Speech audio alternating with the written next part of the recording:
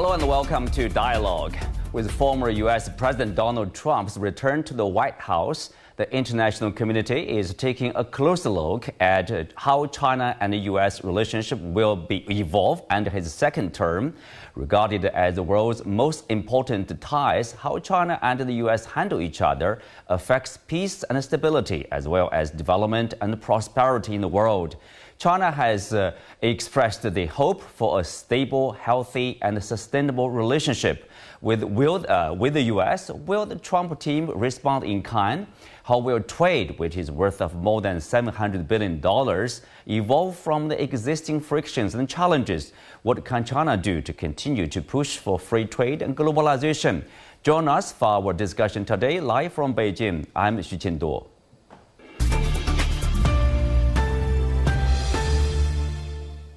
Joining me today are Rick Dunham, visiting scholar at Tsinghua University, Carl Fei, professor of strategy at the BI Norwegian Business School, and Dr. Shao Yuqun, senior research fellow at the Shanghai Institute of International Studies, and Harvey Dzodin, senior fellow at the Center for China and Globalization, who is also a political appointee in the Carter administration.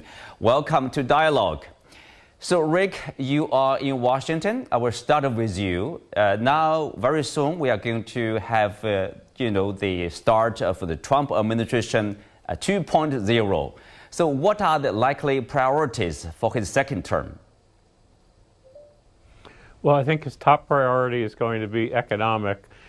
He ran on bringing back the economy, taming inflation. I think it will be to continue to lower interest rates. I think it will be to tighten the border. I think you will see mass deportations getting started, and I think it will be trade. I think you will see tariffs getting started globally, and particularly you will see moves to start higher tariffs with China. Harvey, so in terms, of course, there's domestic issues, trade policy, also related to foreign policy. How do you think his foreign policy will be different or any different from the Biden government? Well, I think we don't know yet, quite frankly. The best we can hope for is that a lot of the extreme and outrageous things he said during the campaign was a bunch of political talk. And maybe he'll normalize many of his views. Personally, I don't think he will. I think he's the kind of person who demonstrated in his first term that he means what he says. He's somewhat unpredictable, but he seems to have a lot of grievances with other countries, with China, particularly, but even with allies in Europe and with NATO and so on. So I think it's going to be, as the Chinese curse goes, an interesting time for the next 4 years. Interesting time for the next 4 years for the entire world. But in any sense, Chinese President Xi Jinping extended his congratulatory message to President-elect Donald Trump. So, Yuqun, if you look at the message, President Xi said that, China and America can, quote, find the right way to get along in a new era. So what's your understanding, the right way in a new era between the two countries? I think the Chinese government's message is very clear and consistent, that we hope that the bilateral relations with the United States can be guided by the principles of mutual respect, peaceful coexistence, and when I think the Chinese government for the past several years has been consistent on this. No matter which administration is in the White House or is in Washington, the Chinese way is as the same. But I don't know whether on the U.S. side the message can be received well, or whether they will make the same. They will meet with the Chinese side in the halfway. But Carl, if you look at the world today compared to 4 years ago, it is definitely moving toward more about a multipolar world. For example, the recent BRICS summit And you do see the rise of the global south in the sense, due to partly the Ukraine conflict, Gaza a conflict over there. So it's a bit different from 4 years ago, probably. So how will Trump, let's say, conduct his policy, especially externally? Is it any different from the first term? So thanks for the question. I should acknowledge that I'm an American working a lot with China. I'm a Democrat, and I'm based in Norway. I think that Trump is going to recognize that it is more of a multipolar world, and more importantly, other countries around the world are going to mention this or recognize this. I think we're going to see Europe become a lot stronger and more unified and trying to recognize probably that they need to be more responsible for their security, not only relying on the U.S. I think on the positive side of Trump, most things I honestly see as negative, but I think on a positive side, he might have some success in moving forward to come to a resolution for crises in Ukraine and in Israel. I think he'll be fairly strong there, and I think he probably will say that he's going to, withdraw quite a bit of funding from Ukraine, and thus that Ukraine should move towards a solution, and maybe he could be more successful than the Biden administration in trying to have some progress in both of these conflicts. That's my most hopeful point, but I'm concerned about many other things around the world, such as the high tariffs that he's likely to impose. Mm-hmm. The high tariffs, Carl, he did talk about 60% of extra tariff on Chinese goods in the campaign trail. But also he talked about, asking the Chinese side to purchase American agricultural products, right? Seems there's, room probably to make a deal in terms of trade. I mean, on the positive side, if you look at the issue. Yeah, so I think the key positive thing for Trump is that Trump is a businessman at heart. And so if he can see something that he perceives is good for him or good for the U.S., there may be movement and possibilities to come to some sort of agreement. So indeed, maybe ways to look at how China could purchase more things from the U.S., help U.S. companies in China, et cetera, could be helpful. But it's also worth to point out that Chinese companies have not been idly sitting by. They've realized that this scenario of increased tariffs might come into play. And so they've been starting to establish operations in other countries. And so if these tariffs come into place that are especially high for China, you probably will see Chinese companies shifting some of their production to some of their other facilities, such as in Southeast Asia, like in Vietnam and in Thailand. But let's hope that somehow some lower tariffs can prevail. That is better for the whole world. At the end of the day, countries should specialize in what they're best at doing. And if I get sick, my family doesn't care where the medicine comes from as long as it cures me. Mm-hmm. Well, Yuqun, obviously, as Carl pointed out, China has experienced, say, Trump the first term, and then Biden administration, now Trump back again. So I think at least some Chinese companies, if not Chinese government, they have some experience in dealing with Trump, and also probably they got some preparation too in expecting the return of Trump. Yeah, just as my colleague said previously that some Chinese companies have already moved their manufacturing sites to Vietnam, to Thailand, and to some European countries, and Mexico also. So they are trying to find their way to do business in a more convenient way. But on the government level, I think the Trump administration will try to find a deal, try to have a deal with the Chinese government. Right now, during the campaign, Trump talked a lot about 60%, 100 to 200% tariffs on Chinese goods. We don't know whether he would do that or not, especially at the very beginning of his term. But no matter what, I think Beijing will also the Chinese government will also try to find a way to reach a kind of arrangement with the Trump administration. At the same time, the Chinese companies are smart enough to do business around the globe. Mm-hmm. Well, Rick, of course, he also talked about, he went so far as, mentioning removal of the normal trade status between the two countries. Then let's assume there's a 60% extra tariff on Chinese goods. Is that doable? I mean, if you look at the inflation rate, inflationary pressure on the U.S. consumers, I mean, if you add more tariffs, that will be an extra burden for the consumers. First, it's doable. It would be very painful for American consumers, but I don't think Donald Trump really cares about that. I think that he would just blame it on China. But I do want to point out, 2 days ago, I had a conversation with two of the top trade negotiators from the first Trump administration about China. And they were saying that he's going to throw out a lot of these numbers, 60%, 120%, 200%, and to keep China off balance. He does not believe that China lived up to the terms that it agreed to during the first Trump term.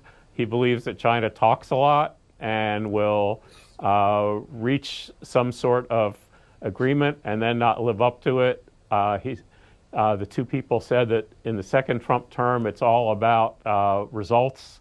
It's not about sitting down and reaching agreements. So I think that the Trump negotiations, if Bob Lighthizer comes back again, it's going to be much tougher.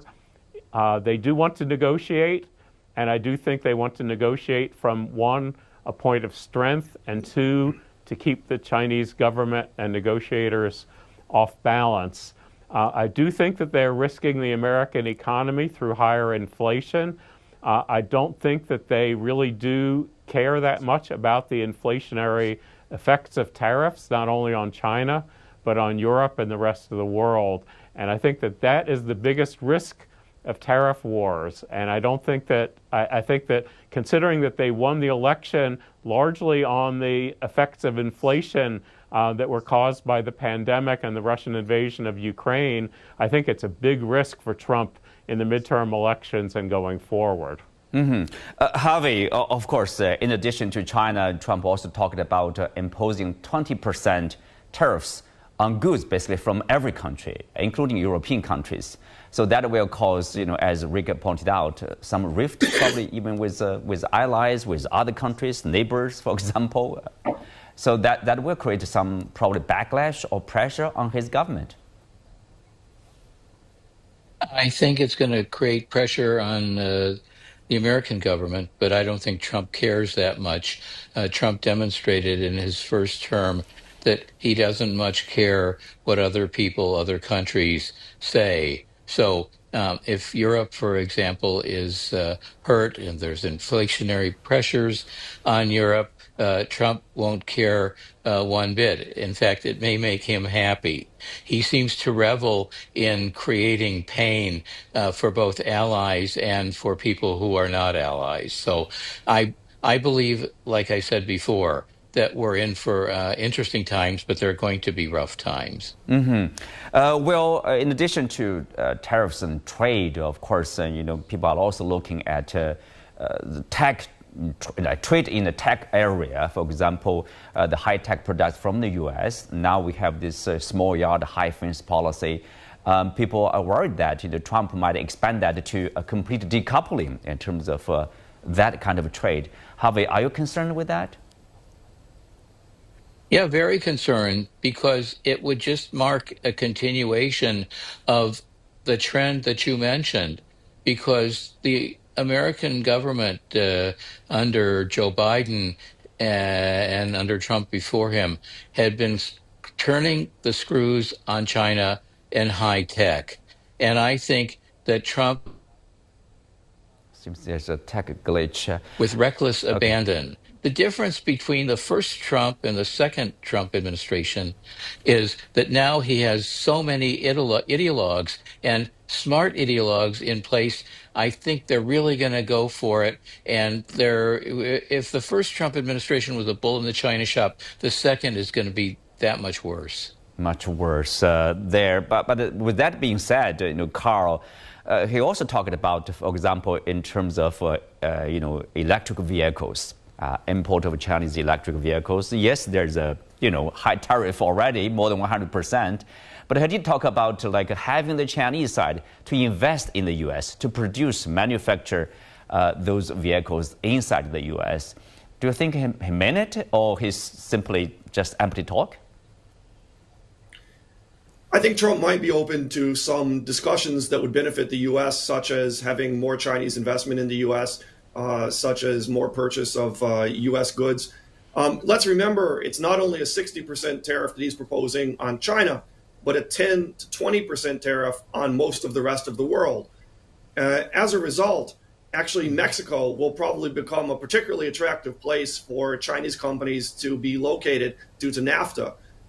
So this is one thing to keep in mind. In terms of the electric vehicles, well, Trump doesn't seem to be overly concerned about the environment. He surely is going to have less focus on the environment than the Biden administration.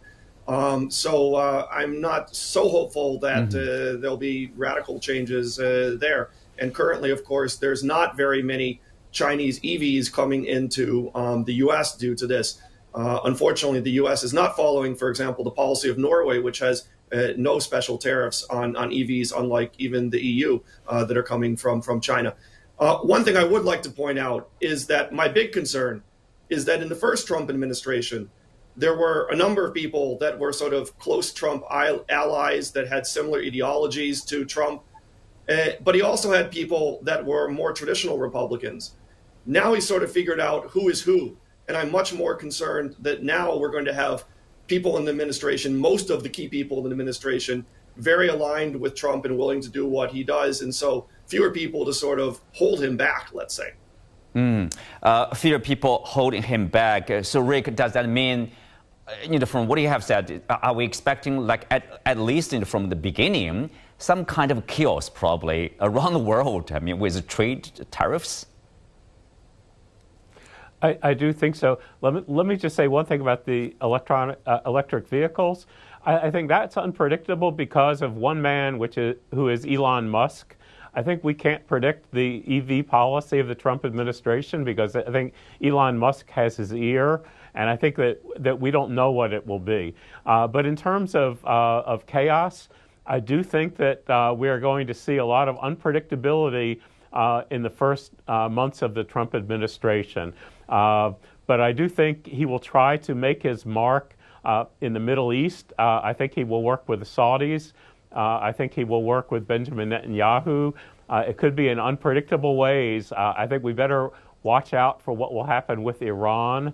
I also think what will happen, the pressure he will put on the government in Kiev to reach accommodation and give up territory to Russia. And the only question is if he gives any security guarantees to President Zelensky in exchange for him surrendering sovereign territory. But I think we're going to see some chaos around the world as he undermines NATO, as he sort of goes to war, trade war with the EU and with traditional allies, and even perhaps in Asia, as he undermines the alliance with South Korea and suggests that South Korea pays for more of its own defense, and perhaps even with Japan, because he doesn't have a relationship with the new government in Japan. I think it will be very interesting to see as he develops new bilateral relationships. Well, Yuqun, as we said earlier, if you look at the Chinese response in general to the U.S.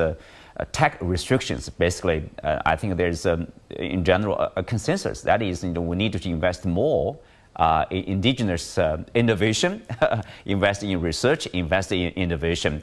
So that trend will continue probably under the Trump government 2.0. The Trump administration will continue the Biden administration's policy on the emerging technologies. It will continue to the so-called small yard high fence, but I borrow one concept from a U.S. colleague that he said it's a big yard, low fence, actually. But I think the Biden administration will continue this policy, try to strengthen its, try to limit the investment from the U.S. To China on those technology innovations. So, which is a very negative factor on China-U.S. cooperation on technology development. So I guess the Chinese government will continue its policy to build its capability, strengthen its capability on indigenous technology development. And another factor which is not in the interest of our bilateral relation is some people in the incoming Trump administration, they are very negative about the student education exchanges between countries, especially try to limit the number of Chinese students who study STEM in the United States. So some people possibly will try to push those very extreme visa policy. So all these things are very dangerous. So I guess that we will wait and see and try to see the key positions, who are on those key positions, and then try to figure out what the policy will be. Speak of being dangerous, Yuqun, of course, people cannot avoid probably the top number one, I would say, issue between China and the U.S. That's the Taiwan question. What's your projection? What's your understanding? What kind of policy will come out of the second term of Trump? First of all, Trump, he himself is not interested in Taiwan. He doesn't understand the Taiwan question. He's not interested in the cross-strait relations. And his goal is very clear, that he does not want to have a war with China in the Taiwan Strait. And secondly, during his campaign, he said a lot about Taiwan stole our jobs, which he meant that semiconductors. And then and also he said, if you want us to protect you, then you have to pay money to the United States. So it's his thinking. But on the other side, those people within the Trump administration, those security hawkish people, they talk a lot about so-called try to strengthen military deterrence against the Chinese mainland, which means that the U.S. will continue to strengthen its security cooperation, military cooperation with Taiwan, which will make the cross-strait relations development into a more dangerous direction. So what we will see is that there is a kind of a battle between President Trump himself and those hawkish people within his government. So far, I don't know what the direction will be, but for those hawkish people, ideological, so-called supporting Taiwan democracy, or those people, they are very dangerous for the future cross-strait relations. Harvey, do you share the sense of that, across Taiwan Strait, the situation could be very dangerous? I think it could be dangerous. I think that Trump does not have an interest in Taiwan either. I think he's purely negotiable. He actually has a negative view of Taiwan. And like was just said, he believes that Taiwan's ripped off America by taking American jobs and by diminishing the American chip industry. So I think that it's going to be a different calculus with respect to Taiwan, and Trump's going to see what kind of bargain he can make with Taiwan. And it could be good or bad. It could for China or Taiwan and for the world. But I think we're in for uncertain times on Taiwan and on other issues because Trump is so unpredictable that anything could set him off or anything can change his mind. They used to say he would take the opinion of whoever he spoke to last. I don't know what's going to happen in this administration, but I'm very worried because the people who will be in there most likely are going to be ideologues who are going to be much smarter, much better prepared than the people in the administration, first administration of President Trump. Well, Rick, of course, it's not about just China and the United States. I wonder, how will, his approach in dealing with the European Union, for example, in dealing with Russia, in dealing with other Asian countries, somehow will also affect probably the relationship between Washington and Beijing. Oh, exactly. I think it will be fascinating to see how his relationship with Putin affects the relationship with Beijing, because he has a different relationship with Putin. Obviously, Joe Biden had no relationship or a negative relationship with Putin. That will be interesting to see. Also, his relationship with Kim Jong-un. I mean, he has a relationship there. But his relationship with Putin very much worries the European allies of the United States.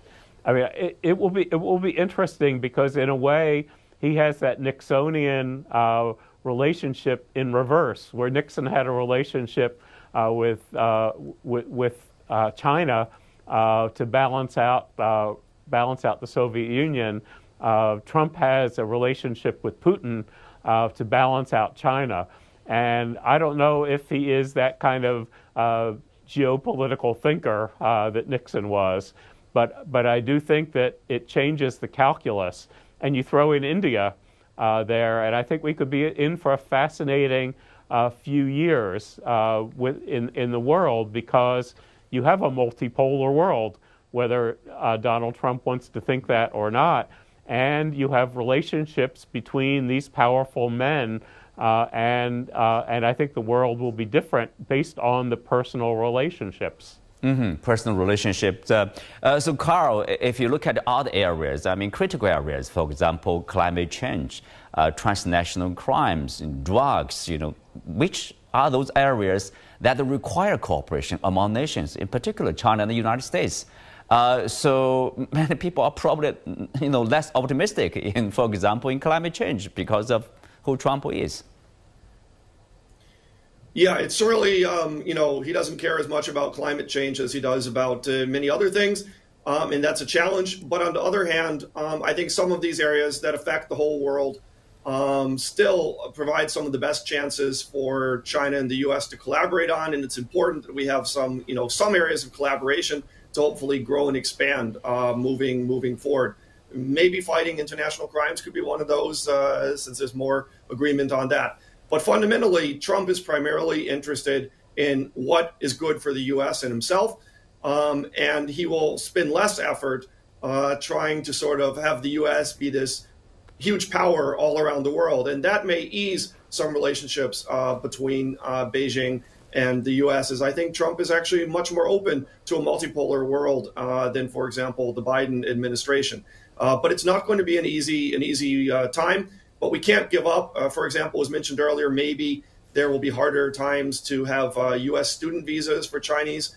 I think it's really important that we keep the flow of people between China and the U.S. going.